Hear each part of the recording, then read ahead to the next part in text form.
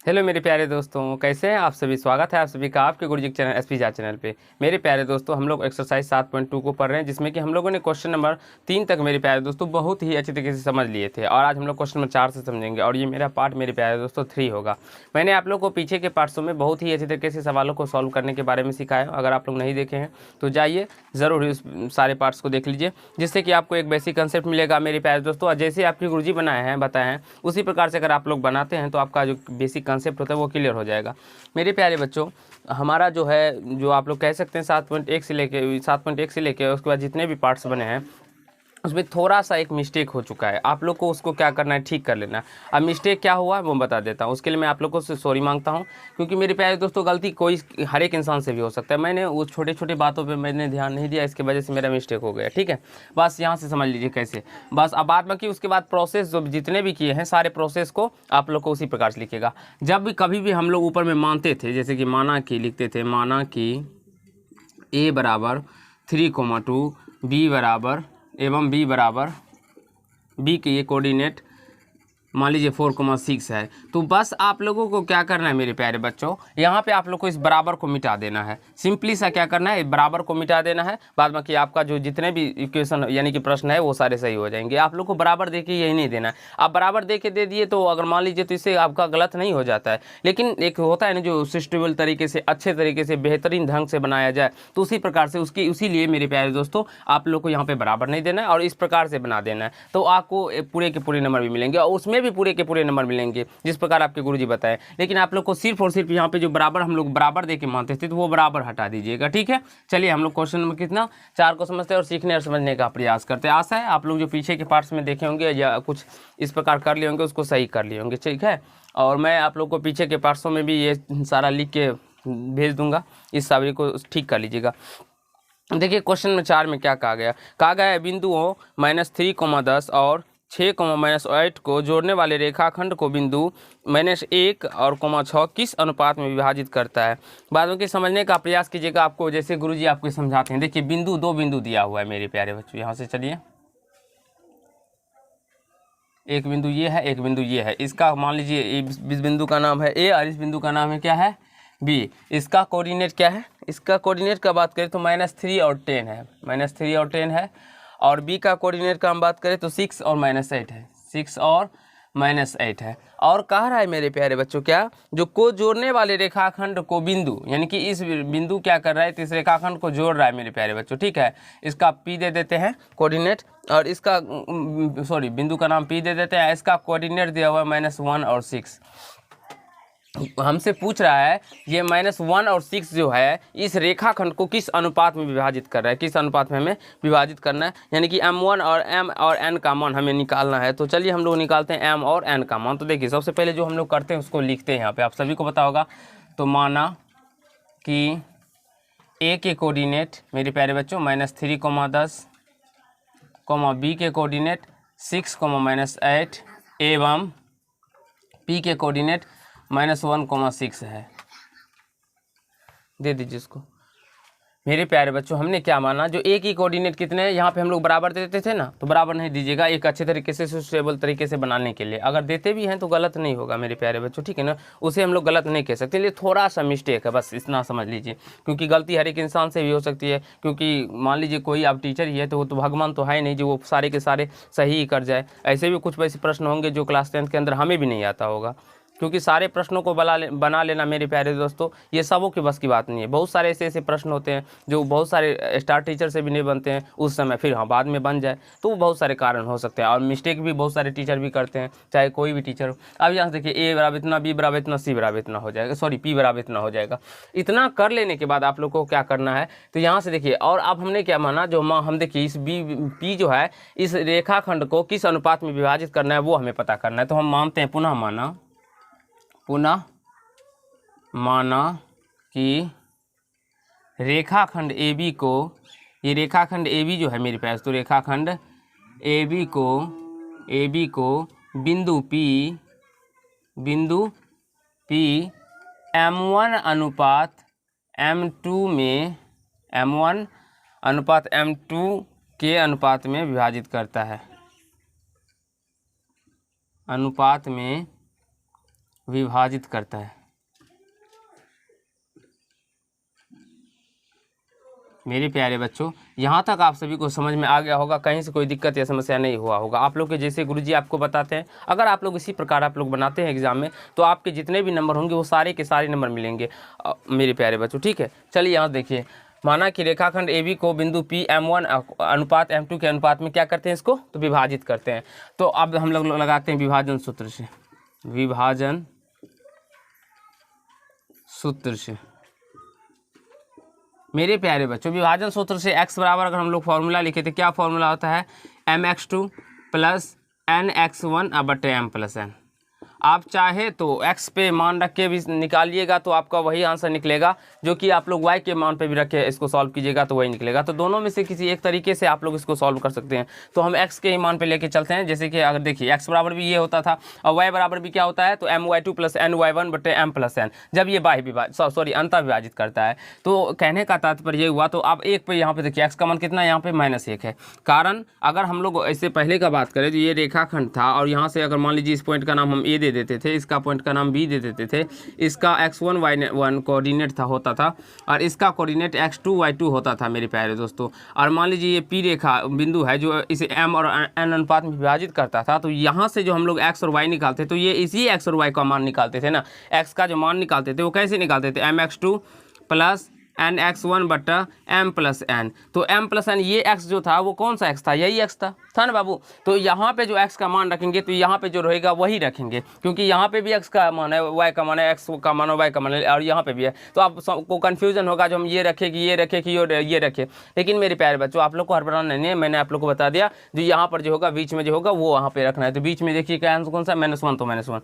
y का पूछे तो y में 6 रखिएगा। अब m का मान क्या है, हमने m1 माना है। आप चाहे तो इसे k अनुपात 1 भी मान के बना सकते हैं या लैम्डा अनुपात 1 भी मान के बना सकते हैं। आपको जो तरीका बेस्ट लगे मेरे प्यारे बच्चों उस तरीके से भी आप लोग बना सकते हैं। हाँ, k अनुपात 1 मानिएगा तो इससे जल्दी और आ जाएगा आंसर।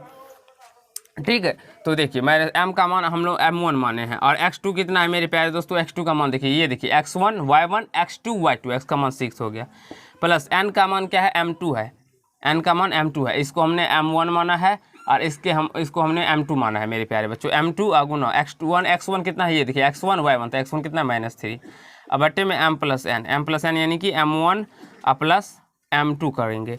अब इसको क्या करते हैं, इस m1 प्लस m2 को हम बराबर की इस साइड लेके आएंगे। तो बराबर की इस साइड लेके आएंगे तो आप सभी को पता होगा जिससे इसको क्या हो जाएगा, गुना हो जाएगा। या हम लोग ऐसे इसको -1 और m1 प्लस m2 लिखेंगे और यहाँ से इसको गुना करेंगे तो 6m1 और प्लस माइनस 3m2 हो जाएगा। और जब इसको फिर से गुना करेंगे -1 से तो ये -m1 और -m2 हो जाएगा मेरे प्यारे बच्चों। और यहाँ से 6m1 और -3m2 हो जाएगा बाबू। अच्छे तरीके से समझ में आ रहा होगा, देखिए नीचे दिखाई पड़ रहा है। अब मेरे प्यारे बच्चों -m1 और ये प्लस में 6m1 है तो इस साइड लेके आ जाएंगे तो माइनस में 6m1 हो जाएगा और बराबर माइनस में 3m2 बचेगा और इस माइनस में m2 को इस साइड लेके आ जाएंगे तो ये प्लस में m2 बच जाएगा। बस आप लोगों को कुछ नहीं करना होता है, सॉल्व करना होता है और सॉल्व करने के लिए आना चाहिए मेरे प्यारे बच्चों। अगर नहीं आएगा तो प्रॉब्लम है मेरे प्यारे बच्चों, ठीक है। और आशा है मुझे आप सभी को ये सारे कंसेप्ट सॉल्व करने के बारे में आता होगा। अगर आप लोगों को भिन्न का जोड़, घटाव, गुना, भाग या इस प्रकार से कैलकुलेशन वाले प्रश्नों में प्रॉब्लम होता है तो आप लोग ज़रूर हमें कॉमेंट कीजिएगा, क्योंकि आप लोगों के लिए एक 10 पार्ट्स करके वीडियो आएगा जिसमें कि आप लोग के बेसिक मैथ का जितने भी पार्ट्स होंगे वो सारे कवर कर दिए जाएंगे, जो कि आपके मैम भी बताएगी। ठीक है, हमें टाइम रहता नहीं है इसी की वजह से। अब यहाँ से देखिए माइनस में m1 और माइनस में 6m, तो कितना हो जाएगा, माइनस में 7m1 बराबर। अगर हम लोग बात करें तो ये माइनस में 3m2 और प्लस में m2, तो ये क्या हो जाएगा, माइनस में 2m2। अब देखिए बात करें तो ये माइनस से माइनस कट जाएगा मेरे प्यारे बच्चों। माइनस से माइनस कट जाने के बाद क्या हो जाएगा, तो यहाँ से देखिए ये 7m1 इक्वल टू क्या हो जाएगा, 2m2 हो जाएगा। अब यहाँ से बात करें तो m1 अब बट्टे में m2 किधर लेके आ जाए, क्योंकि अनुपात निकालना है तो यहाँ से 2 बचेगा और ये गुना के टर्म इधर आ जाएगा तो 7। तो अतः मेरे प्यारे बच्चों m1 अनुपात m2 जो हो जाएगा वो क्या हो जाएगा, 2:7 हो जाएगा। यानी m का मान हो जाएगा 2 और n का मान कितना हो जाएगा, 7 हो जाएगा। अगर पूछा जाए ये बिंदु किस अनुपात में रेखाखंड को विभाजित करेगा, तो 2:7 में विभाजित करेगा। तो आई होप आप सभी को समझ में आ गया होगा, कहीं से कोई दिक्कत या समस्या नहीं हुआ होगा मेरे प्यारे बच्चों आप लोगों को। और मेरे प्यारे दोस्तों आप लोग अपने गुरुजी को सपोर्ट कीजिए।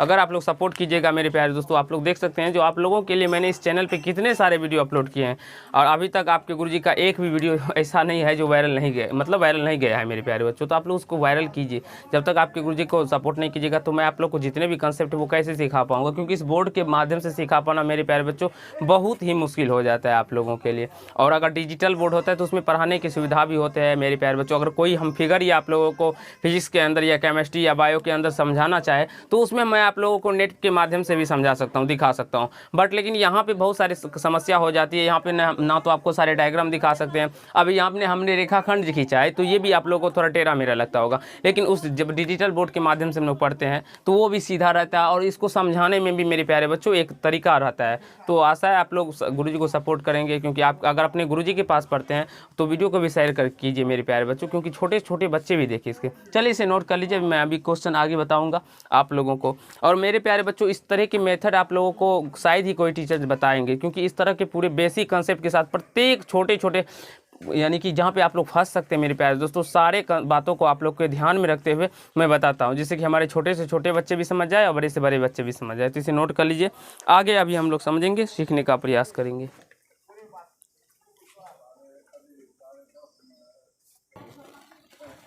चलिए मेरे प्यारे दोस्तों अब हम लोग क्वेश्चन नंबर 5 को समझेंगे और सीखने और समझने का प्रयास करते हैं मेरे प्यारे बच्चों। क्योंकि आप लोगों के लिए मैं इतना ज़्यादा मेहनत करता हूं और आप लोग अपने गुरुजी को सपोर्ट नहीं कीजिएगा तो कैसे काम चलेगा मेरे प्यारे दोस्तों। अगर आप लोग देखेंगे तो फिजिक्स का ही वीडियो अगर आप लोग देखिएगा तो कितना सारा लिखना पड़ता है और आप लोग को नहीं पता होगा मेरे प्यारे दोस्तों, उस लिखने के टाइम में आपके गुरुजी का हाथ कितना दर्द करता रहता है, बहुत ज़्यादा हाथ दर्द करने लगता है। यानी कि उस लिखने के बाद और बहुत वीडियो ऐसा भी होता है जो 2-2 बार 3-3 बार बनाते हैं, उसमें पता चलता है आवाज़ ही नहीं है मेरे प्यारे बच्चों। उस वीडियो को इससे पहले आप लोग को साइंस का वीडियो डेली मिलता होगा, लेकिन अभी बीच में फिलहाल आप लोग को वीडियो नहीं मिल पा रहा है। इसका वजह एक ही है मेरे प्यारे दोस्तों, जो आपके गुरुजी के जो माइक था ना उसमें प्रॉब्लम आ गया, डिफ़ॉल्ट आ गया, तो उसको आप सही करना पड़ेगा तभी आपके बहुत, क्योंकि वीडियो तो बनता है लेकिन ऐसा होता है मेरे प्यारे बच्चों क्योंकि इसमें आवाज़ ही नहीं जा पाता है, इसके वजह से क्या होता है इसमें परेशानी हो जाती है। तो चलिए अब हम लोग समझते हैं क्वेश्चन नंबर 5 को। तो क्वेश्चन नंबर 5 में क्या कहा गया है वो आप लोग पढ़ लीजिए और सीख लीजिए, समझने का प्रयास कीजिए। क्वेश्चन नंबर 5 में कहा गया है वह अनुपात ज्ञात कीजिए जिसमें बिंदुएं ए का कोऑर्डिनेट दिया गया 1, -5 और बी का इतना यानी कि -4, 5 को मिलाने वाला रेखाखंड एक्स अक्ष से विभाजित होता है। एक्स अक्ष से विभाजित होने का मतलब हुआ मेरे प्यारे दोस्तों जो एक्स का जो कोऑर्डिनेट यानी कि वहाँ पर जो बिंदु का कोऑर्डिनेट होगा वो x0 होगा। एक्स का तो यानी कुछ ना कुछ मान होगा लेकिन वाई का मान 0 होगा।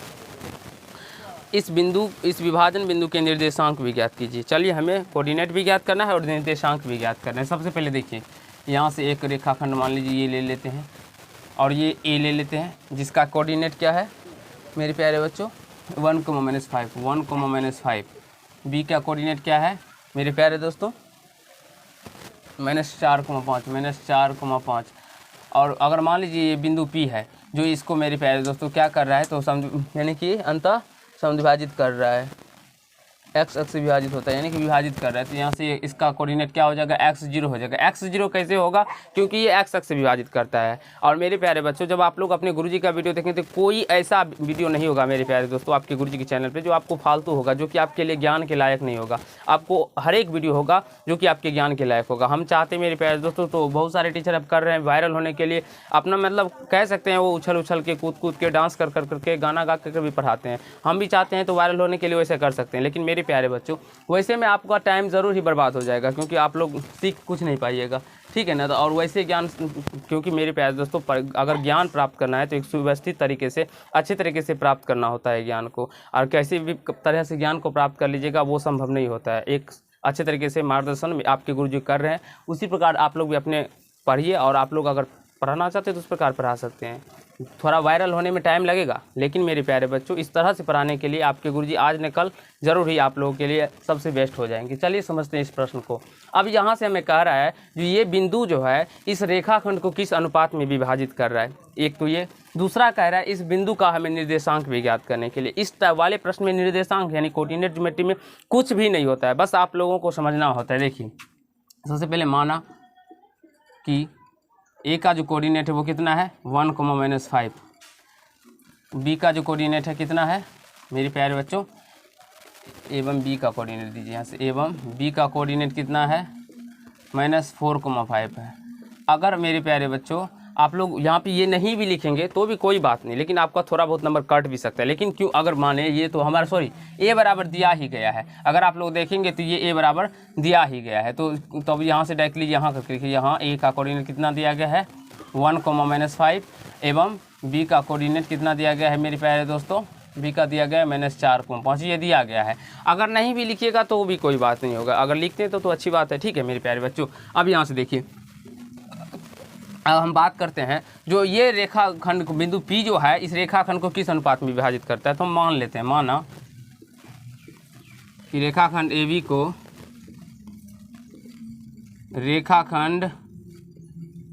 को मेरे प्यारे बच्चों बिंदु P क्या कर रहा है, M1 अनुपात M2 के अनुपात में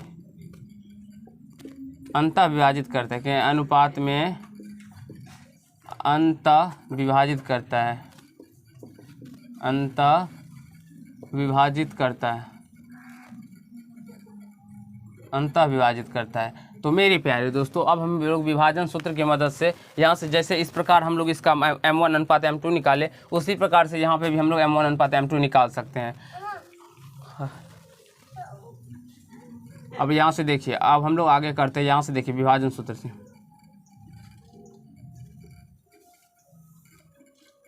विभाजन सूत्र से मेरे प्यारे बच्चों हम चाहे तो यहाँ से x का लेके निकालने में हमें बहुत ज़्यादा कठिनाइयाँ हो गई मेरे प्यारे बच्चों। तो इसीलिए हम यहाँ पे क्योंकि कुछ ना कुछ मान होगा तभी हम लोग निकाल सकते हैं M1 अनुपात M2। यहाँ पे कुछ ना कुछ मान होना चाहिए, x और y दोनों का होना चाहिए। लेकिन अगर हम देखते हैं तो यहाँ पे x का मान तो है ही नहीं। अब चाहेंगे पहले x का मान निकालना तो वो भी संभव नहीं है, पॉसिबल नहीं है जो x का मान हम लोग निकाल सकते हैं। तो इसीलिए हम लोग क्या करेंगे, तो इसमें y का टर्म कोऑर्डिनेट जो दिया गया वो 0 दिया गया है, तो इसीलिए हम पहले उस 0 के, या क्योंकि 0 तो मान है एक प्रकार से, तो y बराबर हम डायरेक्टली निकालेंगे क्योंकि my2 plus ny1 but m plus n। इसके मदद से मेरे प्यारे बच्चों हमें m1 और m2 का अनुपात निकल के आ जाएगा, यानी कि कहने का तात्पर्य हुआ m और n का मान निकल के आ जाएगा।